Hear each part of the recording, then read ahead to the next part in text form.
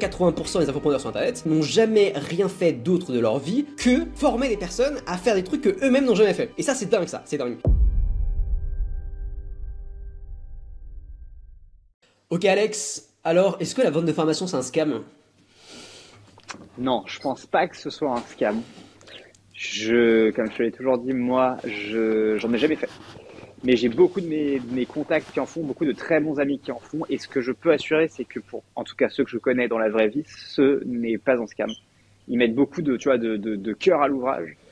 Maintenant, ce qui souvent induit en erreur, c'est on va dire le marketing qui est mis autour.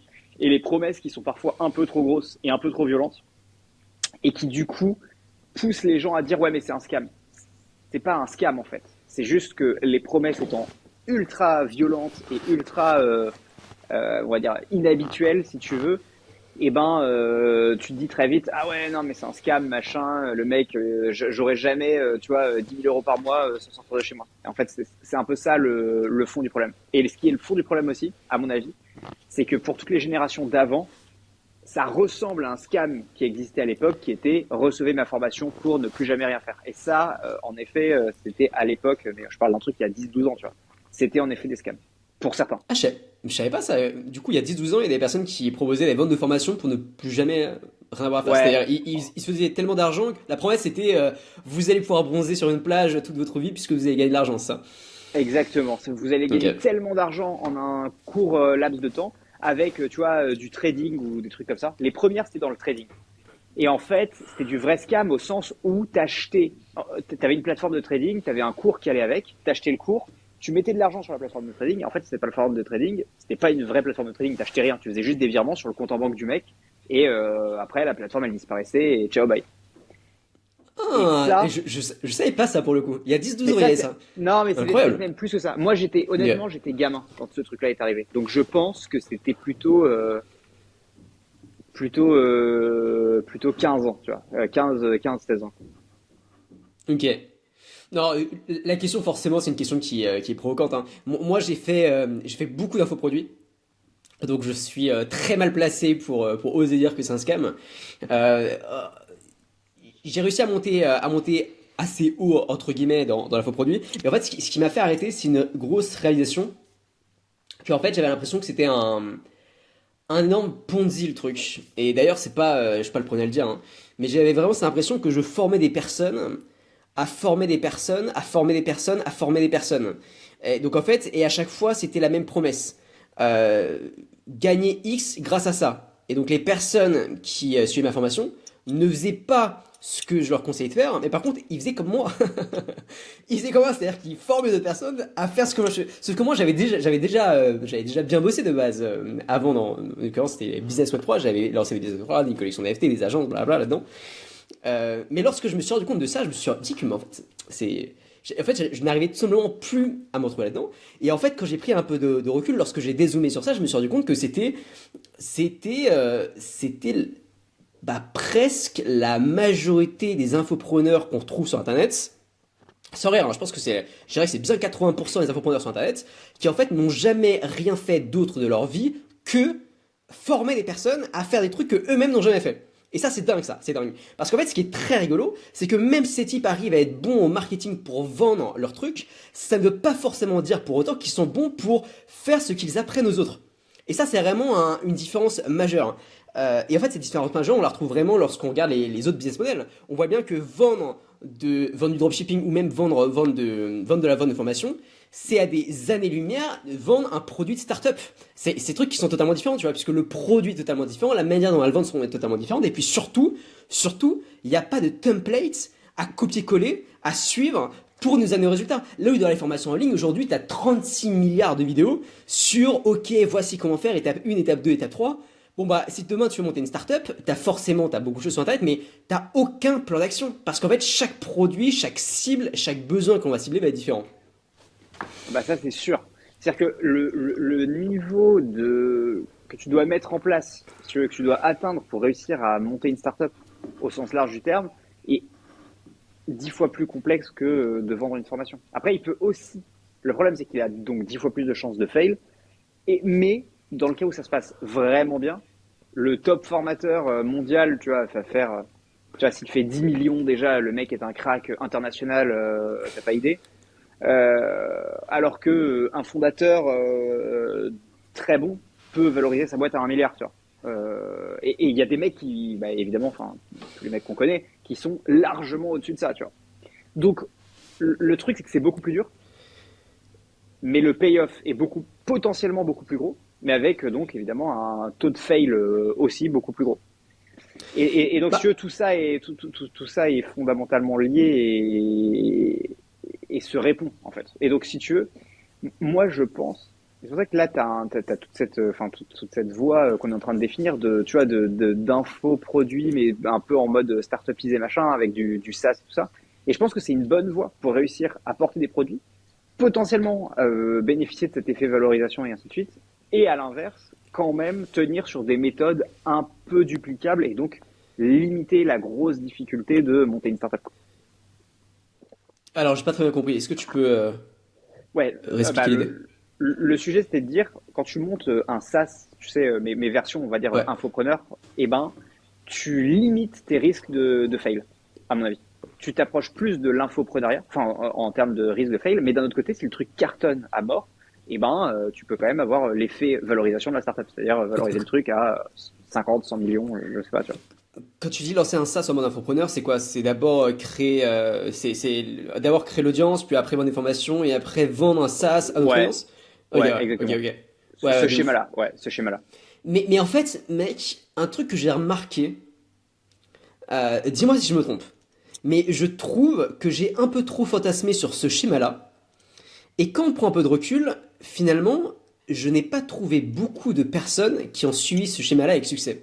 C'est-à-dire que les personnes qui lancent des formations et qui réussissent, bon ça il y en a plein, tu vois, c'est ok. Ouais. Mais les personnes qui créent une audience, vendent des formations et arrivent à monter un SaaS à succès derrière, bah il y en a pas des masses. Même un gars comme Alex Baker qui a vendu son SaaS 100 millions, bah en fait il a pas du tout, il s'est pas du tout servi de son audience pour la pousser, tu vois, pour pousser SaaS. Et est-ce que tu arrives à me citer,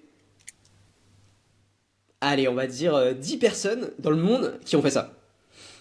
Non, 10 personnes, j'arriverai pas à te les citer, mais, mais tu vois, je peux te citer, alors c'est un gros exemple, hein, mais MrBeast, qui a une énorme communauté. MrBeast, il est en train de sortir son premier SaaS, donc faudra voir comment ça va répondre, évidemment.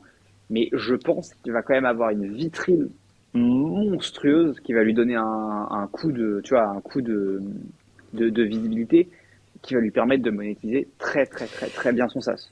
Bien sûr, mais alors là c'est différent pour le coup, je trouve.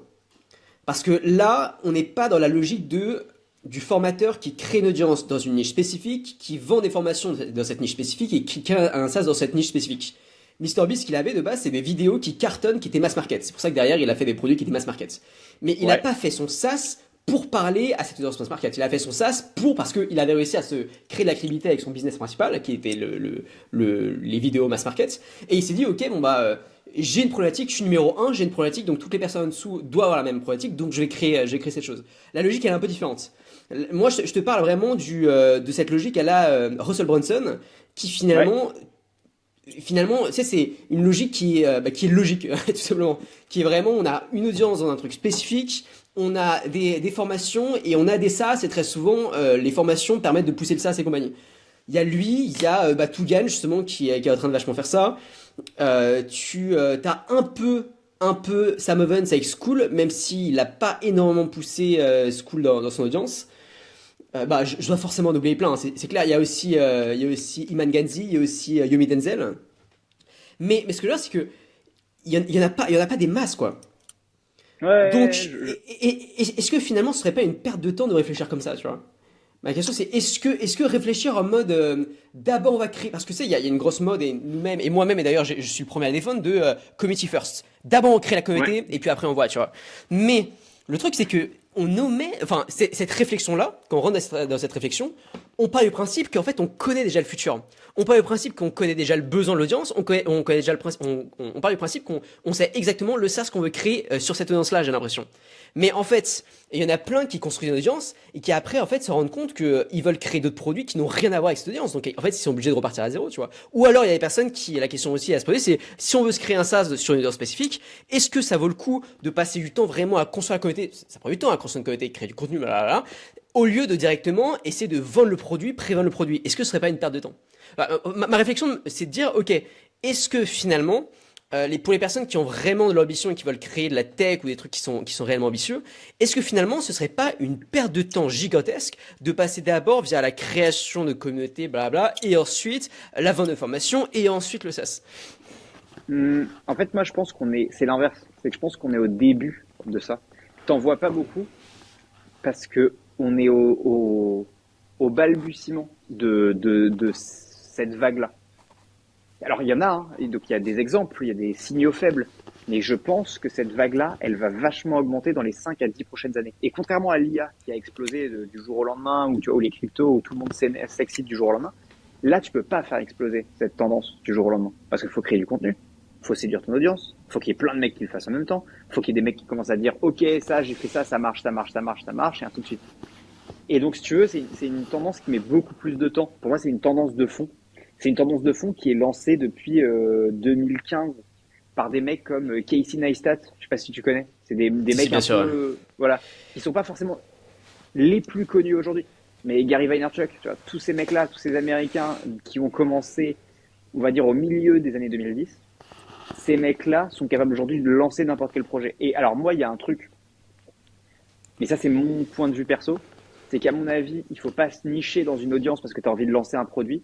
C'est un mauvais calcul. Le truc, c'est trouve ton audience à toi, qu'elle soit le plus mass market possible, et après, tu lanceras une infinité de projets.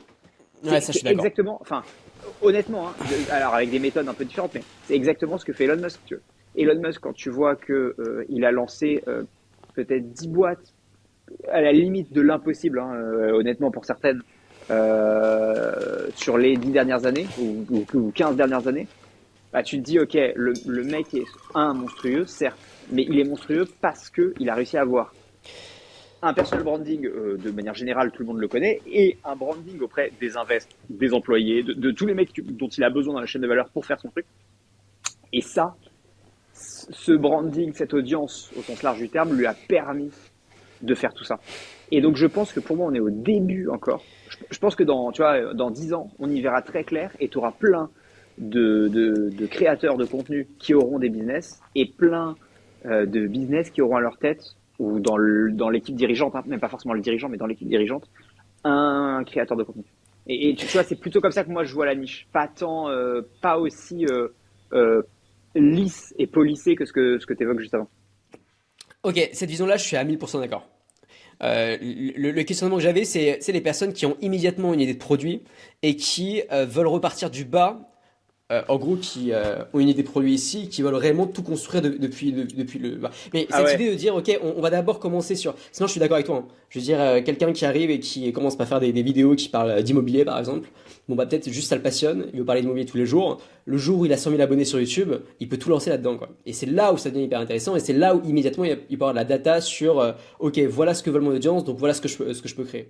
Dans cette logique-là, totalement. La logique inverse, justement, je l'ai vachement remise en question. Je me dis, bah, finalement, c'est plus une perte de temps Ouais. qu'autre chose. Moi, la logique inverse, honnêtement, j'y crois pas. La logique on va lancer un truc, donc je vais me lancer une audience, c'est mercantiliste. C'est pas ce que les gens veulent. Les gens, tu vois, moi, j'ai fait plein de types de contenus différents depuis 3 ans maintenant sur les réseaux.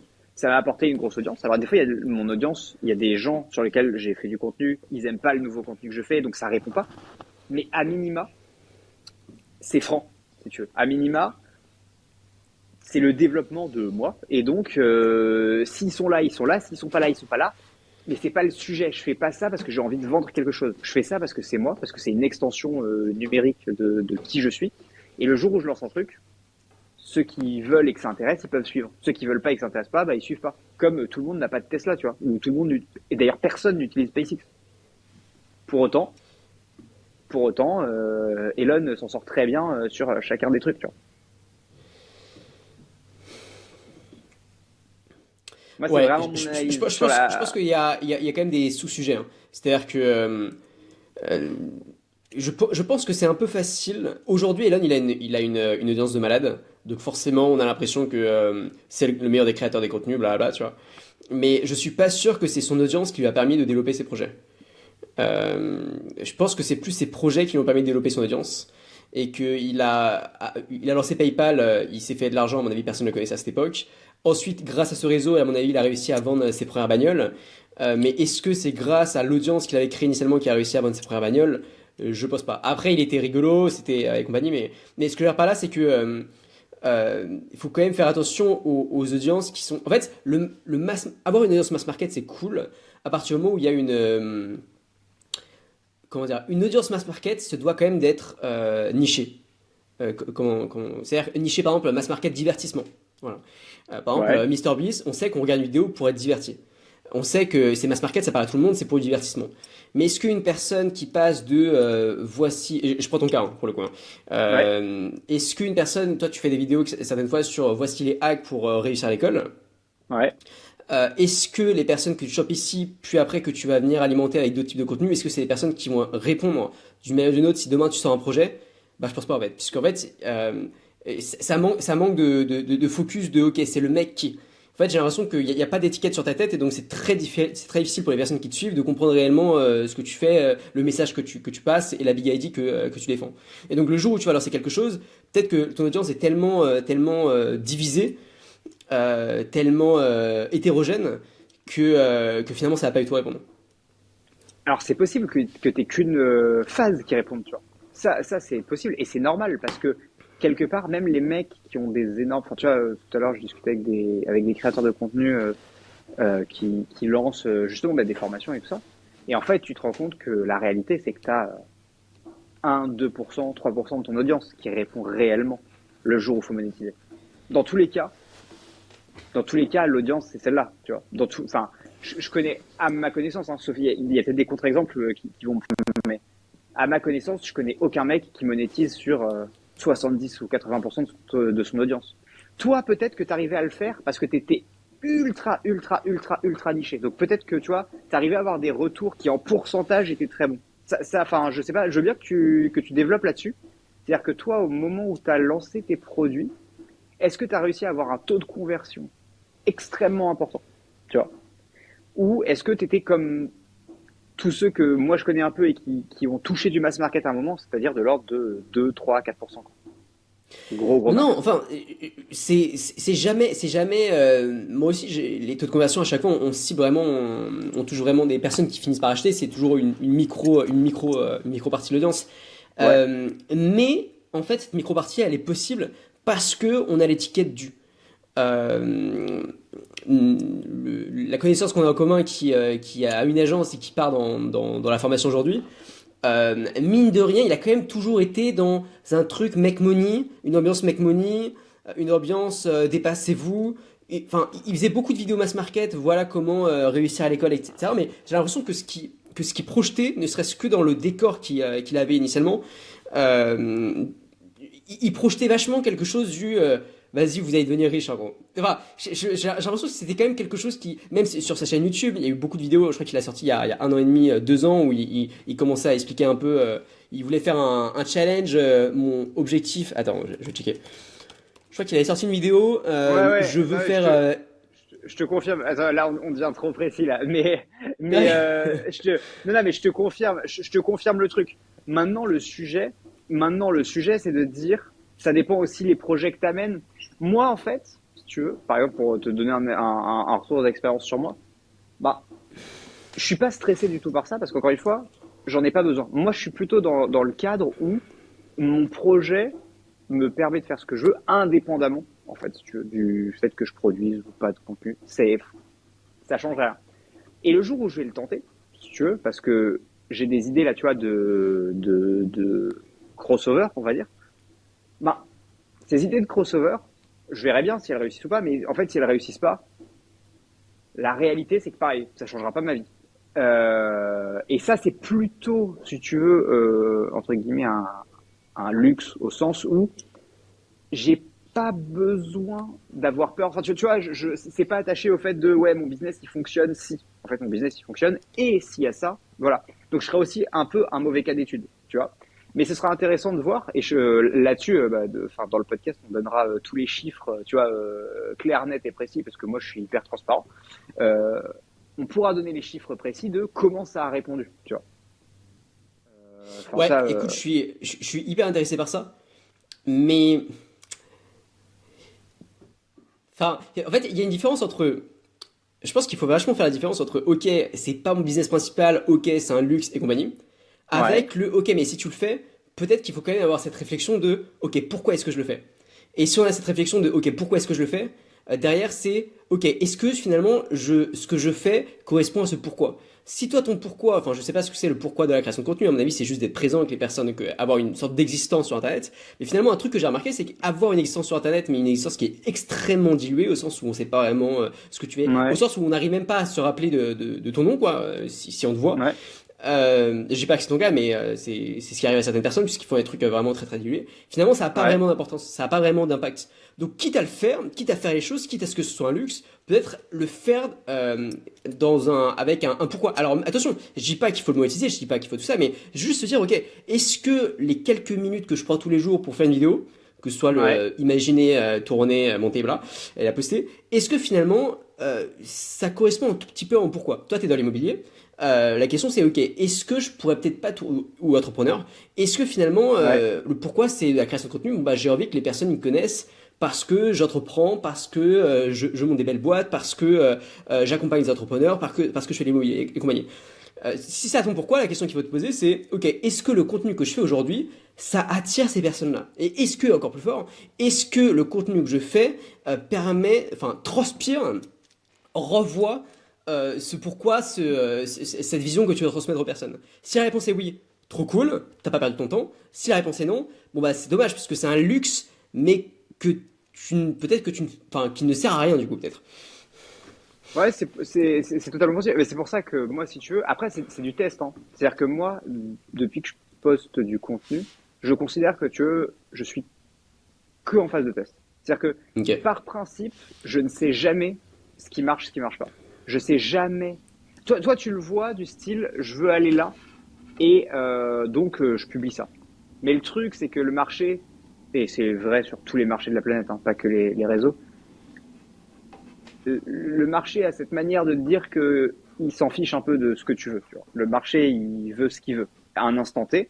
Et ça, c'est la réalité. Ça, c'est le mur de la réalité. C'est à un instant T, voilà ce que les gens veulent, voilà ce qui marche, voilà ce que. Et après, la question, c'est comment tu fais fitter qui tu es à l'intérieur. Moi, le seul lien que tu peux faire, tu vois, sur tout ce que j'ai testé, parce que je m'amuserais pas, tu vois, à faire des vidéos de sport, parce que ça n'a aucun sens. Le seul lien que tu peux faire, si tu veux, entre tout ce que je fais, c'est le fondement tech de la chose. C'est le fondement technologique. Donc, soit à présenter des outils tech, soit à présenter des sites, soit parler start-up et ainsi de suite. Et ça, je suis d'accord avec toi, c'est dilué. Mais le seul fondement que je fais, c'est ça. Après, tout le reste, c'est du test. C'est-à-dire que tout le reste, je me dis, bah, je teste un truc, je vois comment ça réagit. Je teste un truc, je vois comment ça réagit. Si je parle de ça, tu vois, quel retour j'ai. Par exemple, encore une fois, l'IMO, moi j'en fais parce que c'est mon métier mais c'est pas là que je suis le plus à l'aise. C'est pas là que j'ai le plus de valeur à ajouter par rapport à plein de mecs qui existent déjà. Et comme j'ai pas besoin de ça pour que la boîte fonctionne correctement, bah, mon sujet c'est plutôt de dire je vais tester d'autres trucs, tu vois. Après ça réagit plus ou moins bien.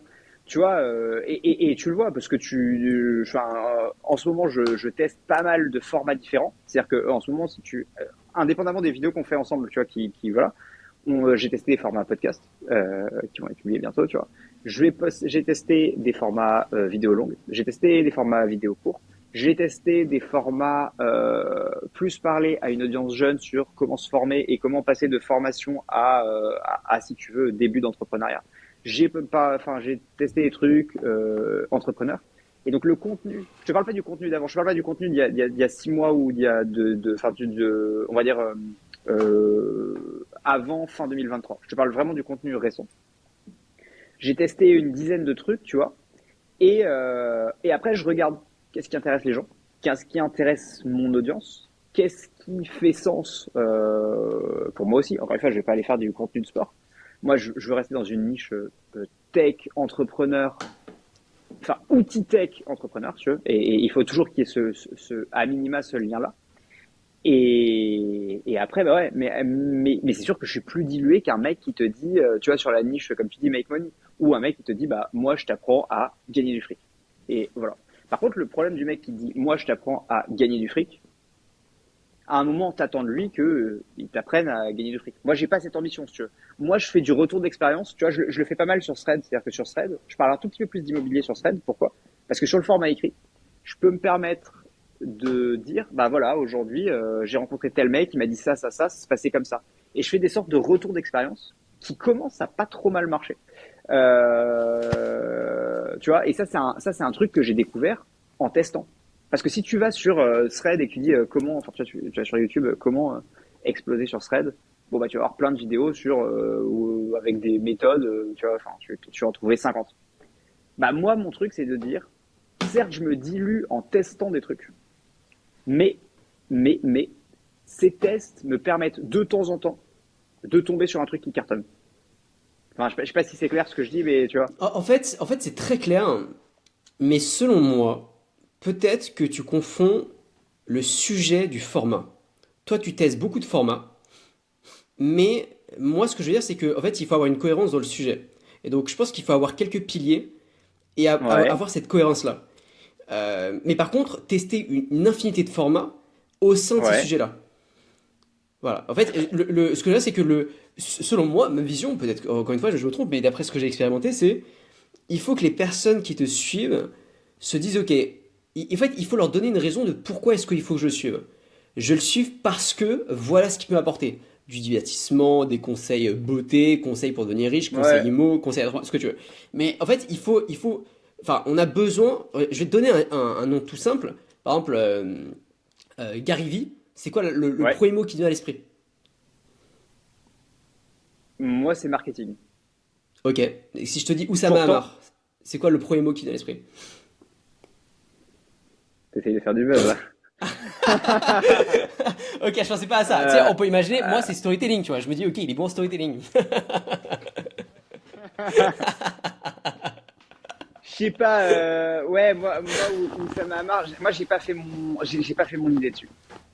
Non, non, Il y mais a des moments où, je te parle pas, je ouais, te parle pas d'idée, hein. Je te parle pas d'idée, je te parle juste. En ouais, fait, ce ok. qui est intéressant, c'est quoi le premier mot qui te vient à l'esprit lorsque on pense à quelqu'un de connu? Tony Robbins.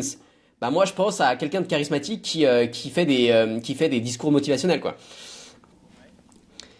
Et en fait, l'idée, c'est de dire, ok, c'est créer une identité sur Internet. Et comment on crée cette identité sur Internet? Ok, c'est quoi le premier mot qui vient à l'esprit lorsque tu parles de quelqu'un? C'est quoi la première chose, le premier mot que tu utilises lorsque tu me dis, est-ce que tu connais cette personne? Non? Ah ok, c'est une personne qui fait ça, tu vois. Et c'est quoi le premier truc qui vient à l'esprit? Et donc, pourquoi j'ai ça? Ouais, C'est parce que ça peut être intéressant, selon moi, de créer justement, d'identifier le mot auquel on veut être attaché. Ça peut être un mot mass market ou pas d'ailleurs, hein. C'est pas forcément être immobilier, ça peut être entrepreneuriat. J'y investis, tu vois. Ça peut être investissement, ouais, c'est extrêmement large, tu vois. Mais attention, qui dit entrepreneuriat dit aussi, bon bah, il y a de plus en plus d'entrepreneurs qui font un peu de la philosophie, il y a de plus en plus d'entrepreneurs qui font attention à leur physique, qui essayent de se biohacker, blabla, tu vois. Donc ça ouvre quand même pas mal de portes. Donc on n'est pas cloîtré pour autant sur un sujet. On a le sujet principal et après deux trois sous-sujets qui entourent, mais on a quand même ok, on a un nom enfin, une personne, un nom. Yumi Denzel, je pense à dropshipping direct, tu vois. Tugan Barra, je pense à copywriting, je pense un peu à Web3, il est en train de changer la chose. Et donc, voilà, pourquoi je dis ça, c'est euh, mon avis, c'est que pour toutes les personnes qui créent du contenu sur Internet, eh bien, il faut à chaque fois que le public soit capable de dire, ok, c'est le mec qui, c'est le mec de. Et puis derrière, ces mecs, ils peuvent faire tous les formats qu'ils veulent sur le sujet principal et sur les sujets qui sont annexes.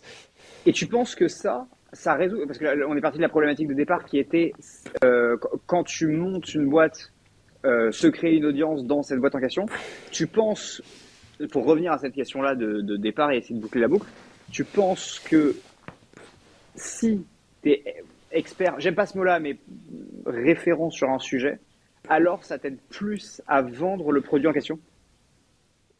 Ça t'aide plus à vendre l'infoproduit, c'est un infoproduit. Je sais pas si ça t'aide, enfin, je Alors, sais pas ouais, si ça solutionne infoproduit, c'est l'histoire sûr. du SaaS, hein. Ouais. Infoproduit, ça, c'est L'histoire du sûr. SaaS, non, non, pour moi, ça n'a. Enfin, t'as plus de crédibilité. Je veux dire, si demain, comment il s'appelle le mec qui fait de l'immobilier Orpi, voilà, imaginons Orpi, enfin, pas Orpi d'ailleurs, c'est un mauvais exemple. Le mec qui fait de l'immobilier, là, Stéphane Plaza, voilà. Si demain Stéphane Ouais. Plaza sort un SaaS sur l'immobilier, bon, bah, c'est sûr, Stéphane Plaza, hop, on pense à l'immobilier, c'est sûr que lui, il a toute la crédibilité et donc il va réussir à pousser toute son audience vers ce SaaS, tu vois. Donc ça va faciliter la chose. Euh, mais non, moi je pensais surtout, là j'étais vraiment dans une optique de identité digitale, sur le pourquoi on crée du contenu. Mais c'est vrai qu'on s'est un peu garé. Ok. Du coup, alors attends, on en était parti. C'est la question de base pour qu'on La revienne sur question, notre la, track. la question de base c'était qu'est-ce qu'on pense de l'infopreneur, de l'infoproduit. Et surtout qu'on s'était défini la discussion qu'on avait hors caméra il y a quelques jours, qui était est-ce que c'est plus simple, dans quel sens c'est plus simple de faire la transition?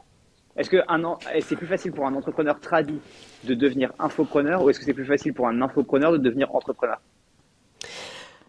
Alors Ça, ça c'est la mec, question fondamentale.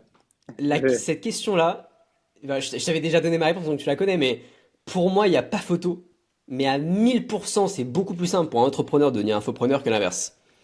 Alors déjà parce que la réalité empirique l'a montré. Moi, j'ai énormément vu ça dans le Web 3, énormément de personnes qui étaient infopreneurs dans le Web 2, qui ont essayé de créer des boîtes tech dans le Web 3 et qui se sont mais rétamés.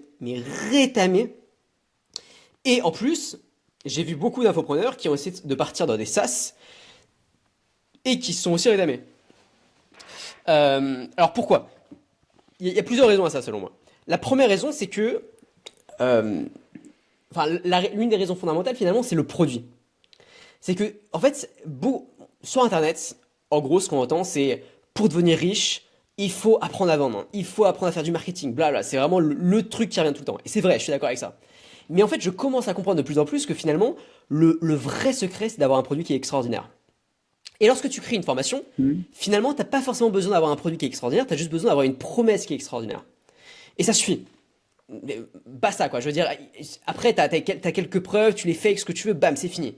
Mais pour un produit SaaS, avec très souvent du recurring, avec beaucoup plus de choses à jouer, parce que finalement, un SaaS, ça demande énormément d'investissement pour développer, ça demande énormément de crédibilité, c'est sûr. Enfin, ça se crée sur le long terme, hein. Les projets startup qui se veulent vraiment toucher les sommets, faire des 10 millions, 100 millions de revenus annuels, eh bien, ça se crée sur le long terme. Euh, Ils peuvent pas, en fait, ils ont pas le droit à l'erreur. Ils ont pas le droit d'avoir un produit de merde parce que sinon, ça n'a aucune chance de fonctionner. Là où un infopreneur, il peut arriver très bien, mitonner à fond sur tous les témoignages clients. Il y en a plein qui le font, énormément qui le font. Vendre le truc 1000 balles, le faire tourner, essayer de copier-coller à droite et à gauche toutes les informations qu'ils ont vues des Américains. Essayer de créer une petite formation comme ça, rapidos. Et puis ça va se vendre le truc, ça va se vendre. Sauf que ces types, bon bah ils vont tenir 6 mois, après ils vont disparaître.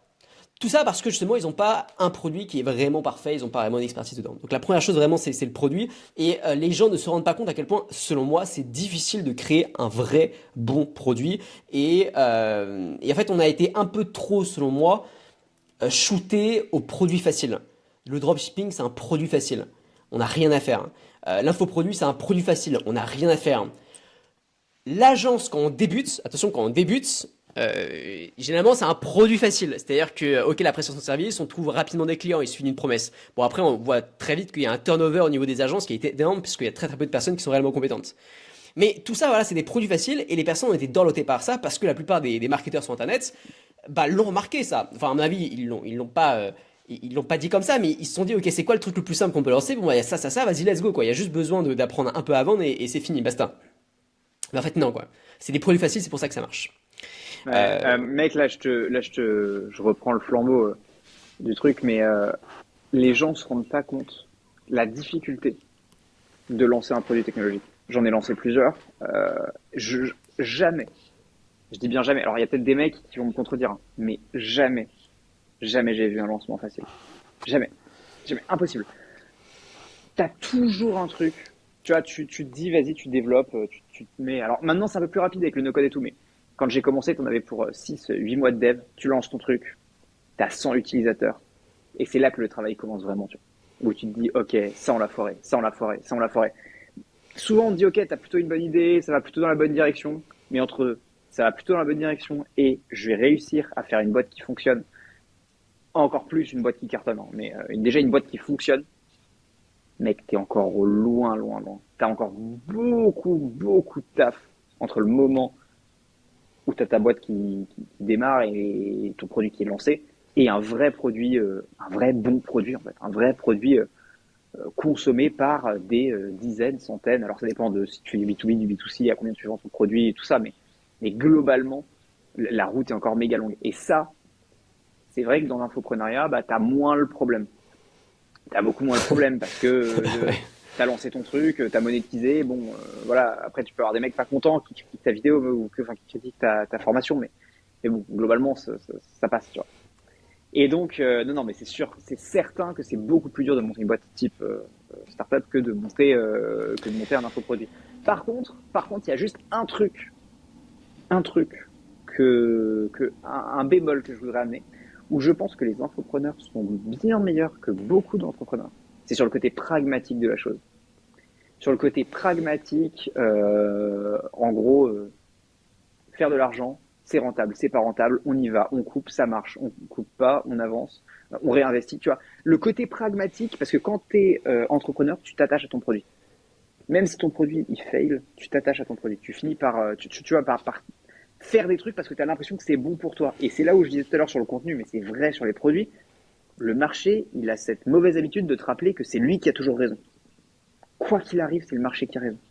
Quoi qu'il arrive, toi, tu as tort si le marché est pas d'accord avec toi.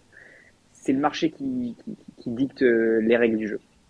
Et le problème, c'est que tu as beaucoup de gens qui s'entêtent quand ils ont créé un produit, surtout s'ils ont mis 6 ou 8 mois à le créer. Là où je trouve que les infopreneurs, il y a un truc vachement bien chez eux, c'est le côté méga, méga, méga pragmatique. Ils s'en foutent du moment que ça marche, entre guillemets. Ouais, je te rejoins à fond sur ça. Ça, c'est Mais, vraiment un des défauts, je pense. C'est vraiment un des m- défauts des entrepreneurs. mais, le contre-coup de ça. Parce que moi, je suis en train de basculer de plus en plus. Enfin, j'essaie vraiment de rester à un pied de l'autre parce qu'en fait, je suis d'accord avec toi. Ce qui est bien avec les infopreneurs et ce qui est bien avec les gars qui font du business en ligne, c'est que ils vont vite, ils veulent avoir des résultats rapides et surtout, ils veulent être rentables, ils veulent du cash flow. Et ça, c'est quand même, c'est génial, tu vois. Et puis, ils ont vraiment une bonne compréhension des coûts parce que généralement, c'est leur argent qui part. C'est pas l'argent des investisseurs, donc c'est leur argent de leur portefeuille et c'est, bon bah merde, j'ai 100 euros de moins pour bouffer demain. C'est dommage. Donc forcément, ils sont beaucoup plus pragmatiques à ce niveau-là. Par contre, le bémol à ce côté pragmatique, c'est que du coup, ça crée des personnes qui sont accros à la dopamine rapide, qui sont accros à l'argent rapide. Et crois-moi, j'ai vu beaucoup d'infopreneurs aussi se cramer les ailes en souhaitant partir sur la tech et compagnie. Parce qu'en fait, ces types, ils ont fait 1 million avec l'infoprenariat, certaines fois de manière shady. J'en connais pas mal, très shady même. Et en fait, ces types, ils se croient les rois du monde. Et en fait, généralement, c'est des types qui ont 18, 19, 20, 21, 22, 23. Donc, ils sont doués, franchement, d'un point de vue marketing, ils sont hyper doués, ils ont réussi à faire quelque chose de dingue. Encore une fois, là, le produit, pour le coup, est affreux, mais d'un point de vue marketing, génial, ils sont vraiment, vraiment doués. Mais va passer d'un état de business où tu fais 100 000 balles par mois de profit, euh, où finalement t'as pas vraiment à te casser le cul, à un état où pendant 1 an tu t'es pas rentable, où tu construis, où t'as plein de clients qui te cassent les pieds, qui t'envoient plein de feedback ultra négatifs et compagnie. Les types ils se disent mais redonnez-moi ma seringue quoi, redonnez-moi mon crack, j'ai envie d'argent rapide, j'ai envie de trucs rapides, j'ai envie de ça quoi. Et donc je pense que il y a aussi beaucoup d'infopreneurs qui se crament. C'est pour ça que lors d'un épisode, je disais qu'ils étaient cloîtrés, et finalement ils sont enfermés, et ils le savent pas encore, mais la plupart de ces personnes, en fait, c'est la problématique de ça, c'est que tu ne peux pas construire quelque chose à partir du moment où tu veux des résultats à court terme.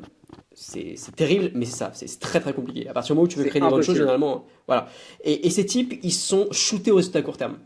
Et donc, non seulement ils sont shootés au résultat court terme, mais en plus ils sont shootés au résultat court terme avec des produits qui sont merdiques. Et donc, passer de ça à je vais créer une startup avec certes une grosse ambition, mais où je vais devoir à fond bosser sur le produit alors que j'ai aucune compétence là-dedans et qu'en plus je vais pas rentrer ou je vais rentrer très très peu d'argent sur la première, deuxième, troisième année. Putain, c'est compliqué d'un point de vue psychologique. C'est vraiment vraiment complexe. Mec, l'entrepreneuriat, j'ai plus la stat, hein. On la retrouvera, on pourra la mettre à l'écran, mais c'est un des endroits où tu as le plus de personnes qui ont des problèmes psychologiques. Parce que, Ah ouais, je savais pas ça. si, tu regarderas, mais enfin, entre guillemets, c'est ce qu'ils appellent les chefs d'entreprise, au sens large du terme, hein. Ça peut vouloir dire monter des startups, mais ça peut vouloir dire gérer, tu vois, gérer la crèmerie du coin, ou je sais pas quoi, tu vois, ou le bar du coin. Mais Attends, regarde, 72% des entrepreneurs affirment qu'ils ont un historique d'enjeux de santé mentale. Alors, je sais pas trop ce que ça veut dire, mais ça a pas l'air d'être pro. ouais, non mais c'est ça. 72%. Tu vois, je pensais même pas que c'était autant. Je t'aurais pas dit autant. Bah, mec, parce que on se rend pas compte. Enfin, tu vois, moi, tu parlais tout à l'heure des sujets qui me sont chers. Bah moi, je fais du sport, je mange hyper bien, je suis un peu un asset, tu le sais. Pourquoi? Parce que il faut être méga solide quand il s'agit de prendre des hauts, des bas, et ça, des fois, dans la même journée, quoi. Je me souviendrai toujours, quand j'ai commencé l'entrepreneuriat, je me suis retrouvé avec un mec qui avait vendu une boîte, j'ai pas envie de te dire de conneries, mais 50 ou 60 millions. Une boîte média, il l'avait vendue en Chine. Et je discutais avec ce mec-là, c'était probablement une des premières rencontres que j'avais eues avec un entrepreneur qui avait vraiment une dimension internationale, énorme vente, tu vois, au-delà de 10 millions. C'était la première fois que je rencontrais un mec comme ça. Et le mec me dit, de toute façon, l'entrepreneuriat, c'est très simple, même quand tu crois que t'es arrivé, même quand tu crois que t'es un crack, même quand t'as vendu des boîtes pour des sommes délirantes, c'est toujours un roller coaster et c'est toujours des hauts et des bas, des fois dans la même journée, souvent dans la même semaine. Si tu as de la chance, dans le même mois, tu vois, mais dans le mois, tu auras forcément des hauts, des bas, des trucs où tu as envie de jeter l'éponge, des trucs où ça marche hyper bien. Et les gens se rendent pas compte de ça, parce qu'aujourd'hui, c'est pas ce que montrent les réseaux. C'est quand nous on fait du contenu, tu vois, je te présente, enfin, on se présente, on a un ton positif à minima, tu vois, on présente les trucs positifs. La réalité, la réalité, c'est que bah, chaque jour, moi j'ai des trucs hyper chiants à gérer, des trucs hyper positifs aussi, hein. Mais tu vois, ça se contrebalance. Et je pense que ceux qui, comme tu dis, sont shootés à de la dopamine très rapide et tout ça, bah, pour encaisser ça sur 1 an, 2 ans, 5 ans, c'est hyper compliqué. D'autant plus que c'est pas parce que tu vas faire 1 million ou 2 millions de CA que tu vas pas continuer à encaisser des trucs comme ça. Donc en fait, le piège, il est là aussi. Le piège, il est, ouais, mais le jour où tu dépasses les, je sais pas quoi, ou le jour où j'ai levé tant, il y a plus de problème. Mec, il y a les mêmes problèmes. Tu peux lever tout l'argent que tu veux, tu as les mêmes problèmes. Tu peux avoir tous les soutiens que tu veux, toutes les équipes que tu veux, tu auras toujours des problèmes qui viendront se rajouter. Ils peuvent être différents, ils peuvent devenir de plus ou moins urgents, mais ils viennent toujours taper à ta porte, le problème. Donc c'est ça qui est hyper difficile. Là où, sur des business beaucoup plus one-shot et beaucoup plus court-termistes, bah, tu as moins de problèmes. Tu as des problèmes de l'ordre de la journée, ok, mais à la fin de la journée, tu sais si tu as pris ton blé, t'as pas pris ton blé, tu vois, ça va assez vite. Là, bah non. Dans l'autre cas de figure, c'est des problèmes au long cours. Avec aussi des résultats au long cours, hein. De toute façon, tout vient avec, entre guillemets, avec son corollaire, hein. Ouais, je te rejoins à fond. Ça me fait penser à quelque chose. Faudrait qu'on demande à nos potes respectifs, Ouais. qui sont entrepreneurs, s'ils sont OK ou pas qu'on partage certains de leurs chiffres. Alors, pourquoi je fais ça?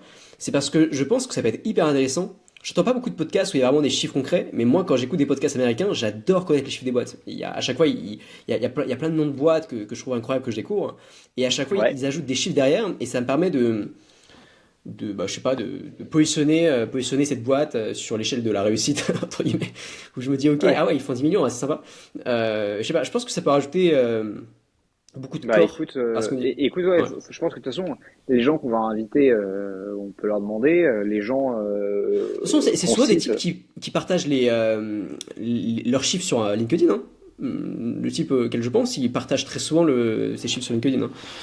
Ok. Bah ouais, je sais pas, mais en tout cas, pour les différents potes qu'on a, moi, je pourrais aller demander sans aucun souci.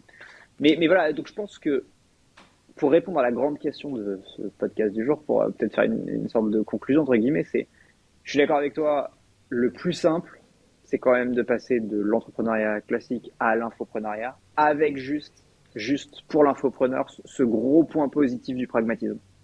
Ouais, je suis d'accord. Et je pense que les vrais tueurs, c'est les mecs qui arrivent à être aussi pragmatiques qu'un infopreneur, tout en étant un entrepreneur. Mais en étant, du coup, ayant ce côté un peu dur et dur au mal et prêt à investir beaucoup de temps sur du long terme. C'est un pragmatique long-termiste, en fait, le mec le plus dangereux en entrepreneuriat. C'est ça. Euh, alors, dernière question pour finir. Ouais. Qu'est-ce que tu penses de l'avenir de l'infoprenariat avec ChatGPT 10?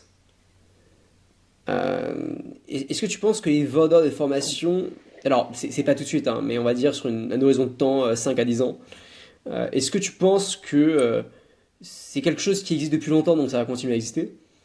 Ou est-ce que tu penses qu'il va y avoir une épuration puisqu'en fait tout le contenu va être accessible gratuitement en parlant, je me rends compte que finalement le contenu il est déjà accessible gratuitement mais que les gens ont la Ouais. flemme de le trouver quoi.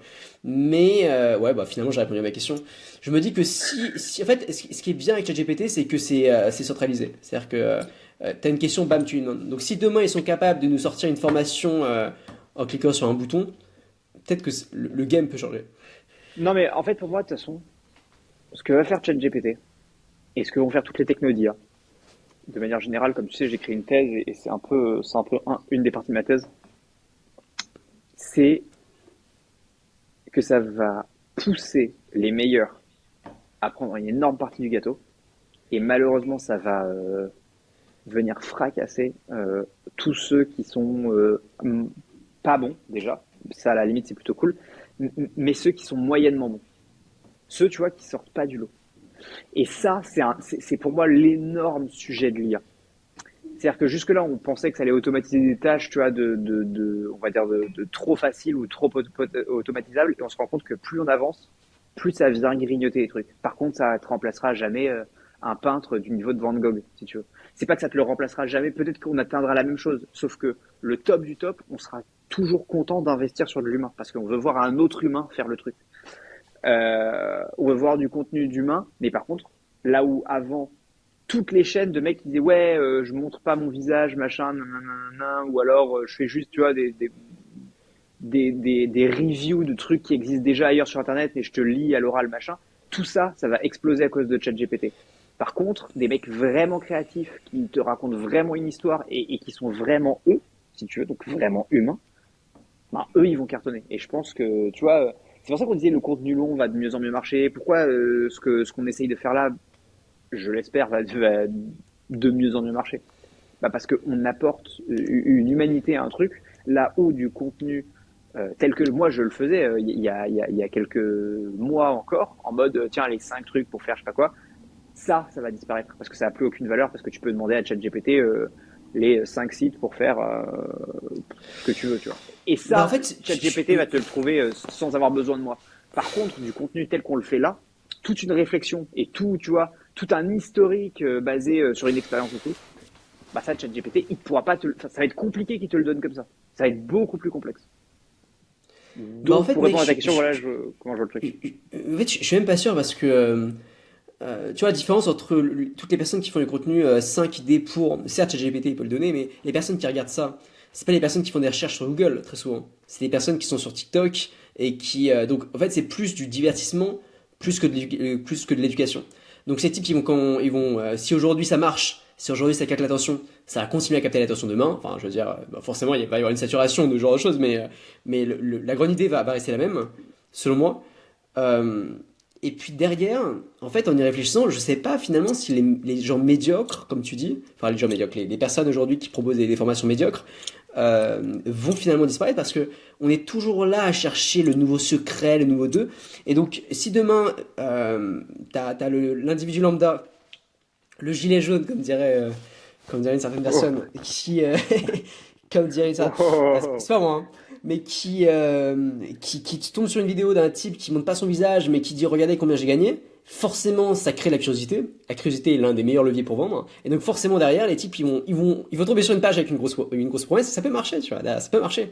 Donc, Potentiellement, potentiellement. est-ce que finalement, c'est pas les types les types aujourd'hui qui sont les plus intelligents qui achètent des formations qui vont un peu moins en acheter, finalement? Parce que les personnes intelligentes, enfin, c'est horrible de dire ça, mais les personnes qui utilisent aujourd'hui ChatGPT au jour le jour, les personnes qui, euh, qui ont conscience de l'outil que c'est et de tout ce qu'ils peuvent avoir et qui sont prêts à chercher le temps qu'il faut, peut-être qu'ils vont de moins en moins avoir besoin d'acheter des formations, mais qui vont avoir l'autonomie de dire ok, je vais directement chercher sur ChatGPT. Là où quelqu'un qui voit une pub devenir riche en 2 jours sans rien foutre, et il y en a plein qui sont avoir par ça, il y en a beaucoup beaucoup qui sont avoir par ça, peut-être que les types ils vont juste se dire trop cool, il a le secret magique pour me faire changer de vie, je vais accepter. T'es juste un peu pessimiste sur l'avenir de l'humanité. Tout ce que tu dis, c'est qu'en fait, ça va faire l'effet inverse de l'analyse que je faisais en mode, bah, du coup, on va pousser à plus de qualité. Moi, je vais jouer l'humaniste sur ce coup-là et je pense, tu vois, si on doit faire un pari, on finit souvent les podcasts comme ça, donc je dois prendre un pari, je prends une Let's go. side. Ma side, c'est ça va pousser à plus de qualité. On va sortir du truc par le haut. Je suis assez positif sur le truc. En mode, ça Ok. va nettoyer ce qui est bas de gamme et ça va pousser la qualité du contenu vers le haut. Parce que celui qui voudra avoir du contenu bas de gamme, eh ben, l'IA, elle peut la lui générer en 2 secondes et let's go, tu vois. Je suis pas sûr, mais je dois prendre un côté. J'espère profondément et je pense quand même, je prends ce côté-là. Je prends le côté, ça va pousser, de manière générale, ça va pousser le niveau vers le haut. Bah rendez-vous dans 5 ans alors. On fera le point. Rendez-vous dans 5 ans exactement. Trop cool. Bon bah semaine pro, du coup avec Tugan.